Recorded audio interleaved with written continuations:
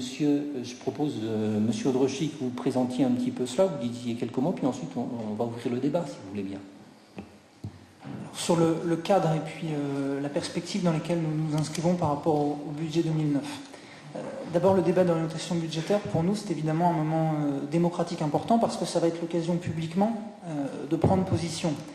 Et au cours du débat, je serai attentif, évidemment, à ce que chaque proposition qui soit formulée soit relativement précise, chaque orientation qui soit préconisée permette concrètement et de manière réaliste de nous inscrire dans la durée. Et puis surtout, là je rebondis un petit peu sur ce que je lis ici et là, quand je vois qu'on inscrit un débat d'orientation budgétaire simplement sur des bases d'imagination, je suis un petit peu surpris parce que le débat d'orientation budgétaire, ça n'est pas de l'imagination, c'est du concret dès cette année. Quand on rend des comptes, quand on discute avec la population, on ne nous demande pas simplement d'avoir de l'imagination, on nous demande d'établir un budget pour l'année 2009. Je pense que c'est un point liminaire tout à fait important et qui doit sous-tendre l'ensemble du débat qu'on aura. S'agissant du débat d'orientation budgétaire proprement dit, les perspectives économiques sont extrêmement difficiles. Alors je ne vais pas reprendre l'ensemble des points du document, même si le public n'a pas eu ce document. Je vais simplement en souligner certains qui me paraissent fondamentaux. Le contexte purement local, le maire l'a rappelé à l'instant, je ne vais pas revenir dessus. Si on souhaite que je revienne dessus par la suite, je ne me gênerai pas pour le faire. Le contexte national, en revanche, est difficile pour nous. Les perspectives en matière de dotation, nous l'avons appris aujourd'hui, sont particulièrement pessimistes. A priori, on ne devrait même pas atteindre pour certaines dotations 2% d'augmentation par rapport à l'an dernier. On devrait être à 0,9% sur la dotation globale de fonctionnement. Donc c'est tout à fait dramatique pour les collectivités locales, mais ça s'inscrit dans une réalité budgétaire. Et évidemment, dans les choix que nous avons à opérer, nous sommes obligés d'en tenir compte. Des incertitudes fiscales, nous l'avons dit, avec la question de l'éventualité de la suppression de la taxe professionnelle. Alors, suppression globale, suppression de la taxe professionnelle uniquement sur l'immobilier, on ne sait pas. Sur la partie industrielle, on n'en a pas confirmation pour l'instant. En tout cas, c'est une donnée qu'on doit prendre en compte. Donc il ne s'agit pas d'avoir de l'imagination et puis de se dire de manière irréaliste, on part sur des orientations qui ne sont pas tenables. Je pense qu'évidemment, tout le monde autour de cette table, et y compris ceux qui ne viennent pas à la commission finances, ont à l'esprit que la réalité financière est difficile. Et je sais que dans toutes les commissions que chacun ici fréquente, la question budgétaire est systématiquement prise en compte. Et ça, je m'en réjouis parce que je pense, quand on regarde un petit peu l'histoire des collectivités locales, ça n'a pas toujours été le cas. C'est une question qui aujourd'hui est réellement prise en compte. S'agissant du contexte économique pour les collectivités locales, c'est dramatique aussi parce que les perspectives, au-delà des dotations, au-delà de la fiscalité, sont difficiles en matière sociale pour les habitants, évidemment, et puis en matière d'emprunt pour les collectivités locales, parce que nous n'avons pas la possibilité d'emprunter à des taux qui seraient intéressants naturellement.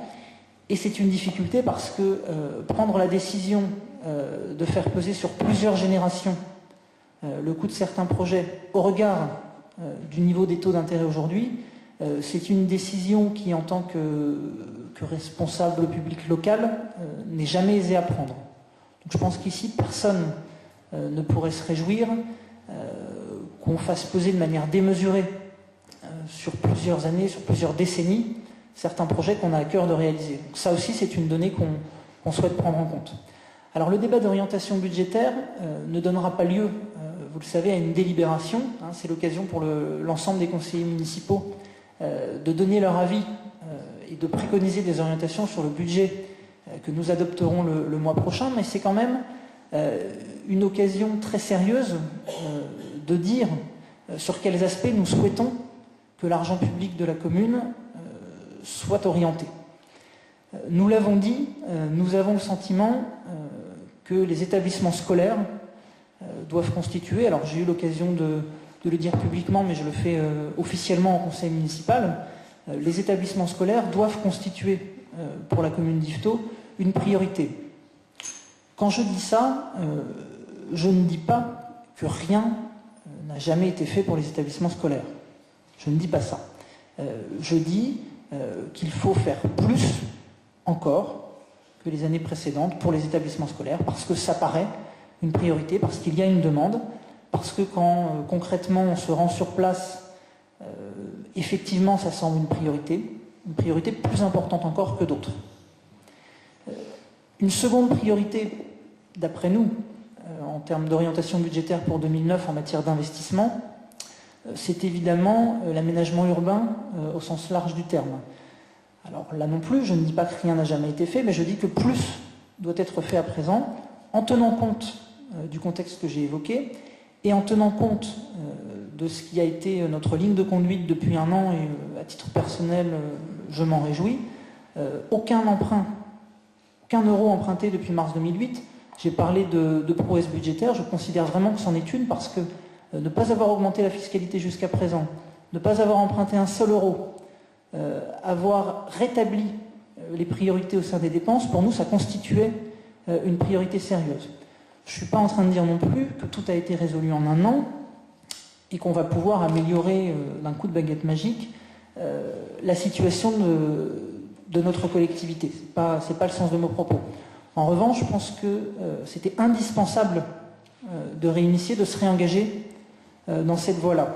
Si l'imagination conduit certains à proposer d'autres voies, à préconiser d'autres orientations, moi je suis toujours preneur.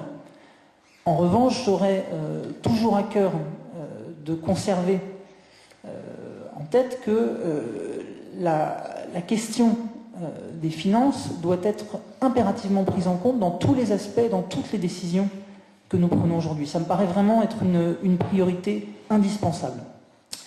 Ça a été le cas en partie par le passé, ça le deviendra encore plus à l'avenir. C'est pas du blabla. Hein. Moi, je vois certaines personnes hocher la tête, ça me paraît très important parce que nous devons avoir à l'esprit que sans viabilité financière, aucun projet n'est envisageable, aucune démarche sociale n'est envisageable, aucun plan en matière d'urbanisme n'est envisageable si nous n'avons pas l'aspect de la viabilité financière en tête. Donc tout l'intérêt du débat d'orientation budgétaire aujourd'hui, au-delà du fait qu'évidemment nous devons opérer des choix parce que, et là je suis entièrement d'accord avec Philippe Desculteaux sur un point, nous ne sommes pas une commune riche. C'est vrai. Donc il faut prendre cet aspect en compte, mais c'est justement parce que nous ne sommes pas une commune riche que des priorités sérieuses doivent être élaborées et qu'il faut, à mon sens, en matière budgétaire, avoir un discours serein, mais réaliste. J'insiste vraiment sur ce mot. Donc c'est dans cet état d'esprit, on en parlait tout à l'heure, que je m'inscris, et j'ai vraiment espoir qu'on pourra profiter de ce débat ce soir pour tous ensemble discuter de ce qui doit fonder en matière d'orientation budgétaire les années à venir.